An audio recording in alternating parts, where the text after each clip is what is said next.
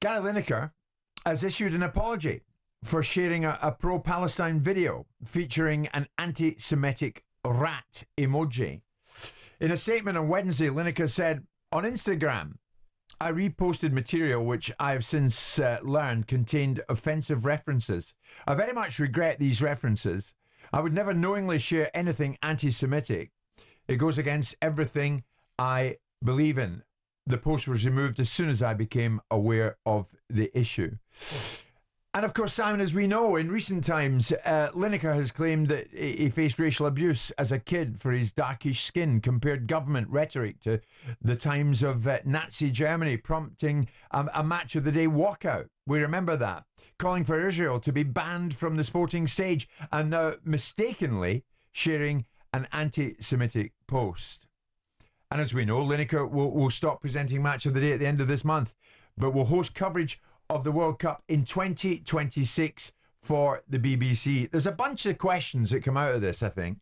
Is Gary Lineker, Simon, uncancellable? No one's uncancellable.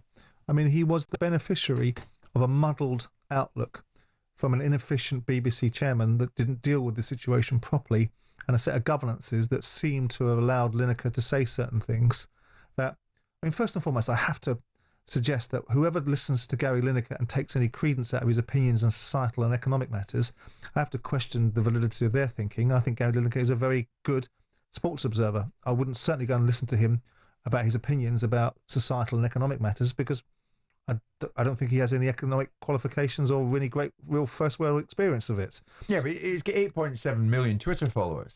Right, and if those people... So lots of people tune in and listen to what he says. So what?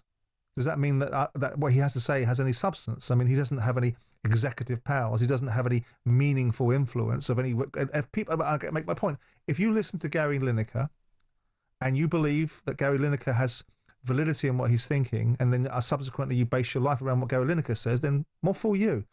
The idea that Lineker is uncancelable, well, his BBC contract is finished. He's going to do the World Cup next year. For those that don't like Gary Lineker and oppose his views, that come from a different set of ideologies, they'll use it as an opportunity to suggest that he should be cancelled. The BBC either have a policy or they don't. I think in this instance, I don't think Gary Lineker is anti-Semitic. I don't think being critical of Israel makes you an anti-Semite.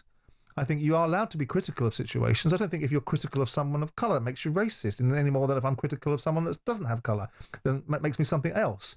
I think if someone has done something wrong in any walk of life, whether it be a nation or an individual or a circumstance, it doesn't make you, if you don't believe in an ideology like transgender, it doesn't make you transphobic. If you believe that people should question certain religions and get concerned about Islamism, that you have Islamophobic. It's nonsense. It's categorization that people throw around to diminish people's arguments rather than actually deal with what they're putting forward as the argument.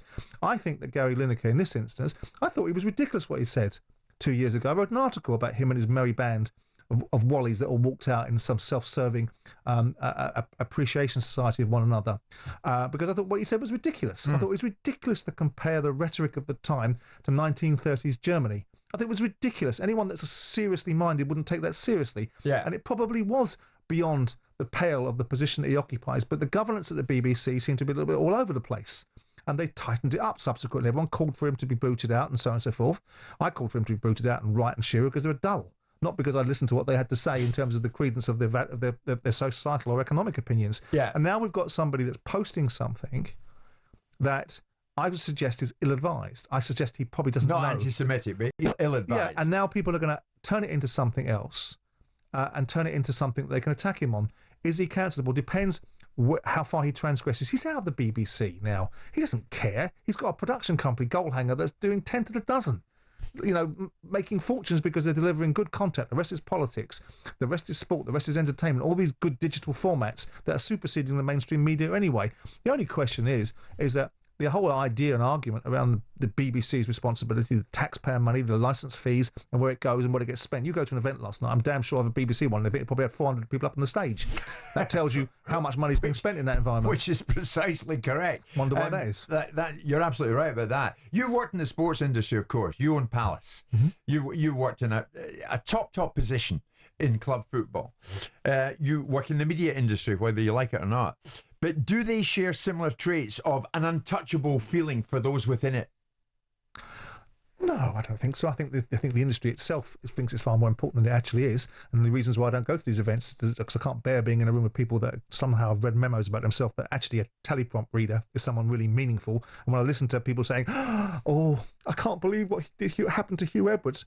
And I only believe that the Queen died because Hugh Edwards told me. What are you talking about? He's a bloody newsreader. These people in the media are far more important in their own minds than they are in the real world. But no, I don't think anybody. I think actually in the media world, you get to be served up much quicker because there's a different set of ideals, different set of substances. Look at Greg Wallace, says a few stupid choice things, and all of a sudden he's got the entire world after him. And the world turns, and people do things 20 years ago, they get judged by standards today. People go trawling back through your social media content to say what you might have said 25 years ago when you were 12. And do it to footballers, and he said something inappropriate that wasn't right 10 years ago, and now we judge them by it. So but in the sports industry, you often say, and I think you're right, that many of them, maybe Lineker's the same, they're in their own bubble. Yeah. There's a feeling of invincibility. I mean, does an apology, is it enough here? All right, Gary, we take it, you're not anti-Semitic. But it was so ill-advised, a post like that you whipped it off immediately. Because he made a bad choice. And you made a bad choice. He made a bad choice. And it's a choice that's offended certain people. Again, I would argue, who cares what Gary Lineker thinks? Who genuinely cares what Gary Lineker thinks? If you do care what he thinks, and you're offended by it, then you need to grow up. Gary Lineker's entitled to an opinion. In this instance, he's reposted something that was probably undoubtedly ill-advised to put up there because of the connotation that it exhibited, and he's taken it down and apologised. What more do you want? Right? Is he not allowed to? Is he not allowed to say anything? Is he seriously not allowed to say anything? Because I think he is allowed to say things, and I think he should be held accountable for what he said. And I think that he should be judged upon that. And if he's made a mistake, like we all make mistakes, and then admitted to that mistake rather than doubling down saying, I didn't mean it and I'm not taking it down. I don't like apologising for things because I think you did it for a reason. But in this instance, if you've made a genuine mistake, I remember using a terminology in conjunction with Liverpool fans and the mayor of Liverpool writing into this show and to the head of this show and to Ofcom suggesting that I should be taken off air because he chose to interpret what I said in a way that was based upon the tragedies that happened to Liverpool. It wasn't. I was talking about VAR and a particular terminology he didn't like was being utilised against me. I wouldn't apologise because my intent wasn't that at all. And his understanding of it was his challenge, not mine. Yeah. Now, Lineker, but if I'd have made a mistake and I'd meant it, but I'd made a genuine mistake like this, I'd think you should apologise. Yeah. And I think you should. Because it's a bit of a clanger. Well, yeah, he's not. He's apologising because there's a self-serving element to it because he knows he's going to have a problem with it, but also he knows he's wrong. So I actually think the fact that he has apologised is the right thing to do. And this idea that he's uncancellable, no one's uncancellable, no one's unelectable, no one's not removable, no one's irreplaceable. As it's been proven, he's leaving. So who cares anyway? He's a football presenter. I mean, I dislike the nonsense over the World Cup, the hypocrisy, the absolute hypocrisy of him. Oh, you go out there, you've worked for these businesses before, and now you're sitting in front of it. You won't show the opening ceremony. You've got your little two-penneth about what you think of the human rights, but you've been over there and taken their money. Yeah. Pack it in. Yeah. That's where people should be made accountable. I absolutely agree with that. Can you separate the sports personality, the top athlete in the world, etc., from the actual person? The actual person. Depends how much of the person is shown. Well, you love your boxing. Yeah. You love your boxing. And you love Mike Tyson.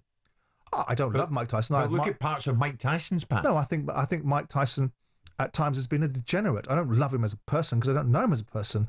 I admire him. Him as a boxer. I admire his performance between 1986 and 1990. Post that, I don't think of him in the same way. I admired Lennox Lewis because Lennox Lewis's output in the ring was fantastic, but I also think he was a statesman. I admire Roger Federer because not only Federer is an elite sportsman, if you ever see Federer in the flesh, he's a sponsorship dream because he's such an erudite, eloquent, articulate statesman of himself and of the game and of the people that he represents. I admire people to separate them from the sport. Well, that's dependent upon how they conduct themselves. Yeah. And should they be separated? Should there be role models? It goes into the idea of all sportsmen are role models. No, they're not. No, not all of them. They're not, and they never set themselves up to be so. Sure. Anyway, it's my dime store tour of what I think. Morning, Gary. Hope you're well. Jim White and Simon Jordan. Monday to Friday mornings from 10 on AM, on DAB, via the talkSPORT app and on your smart speaker. talkSPORT.